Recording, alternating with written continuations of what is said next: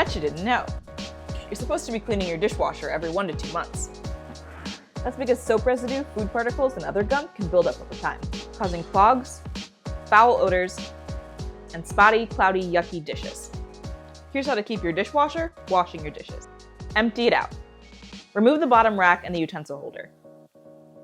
Clear out larger debris with your hands. Wipe down the entire interior with a sponge. Use a toothbrush or toothpick to dislodge clogs from your dishwasher spray arm. Pour 1 cup of vinegar into a dishwasher-safe dish. Place it on the top rack. Run a full cycle with the dishwasher empty. When that's done, sprinkle 1 cup of baking soda into the bottom of the dishwasher. Run a second cycle. Let the dishwasher air out. That's the latest dish we have for you on cleaning things that clean up things. And if you learned something there, please like and share.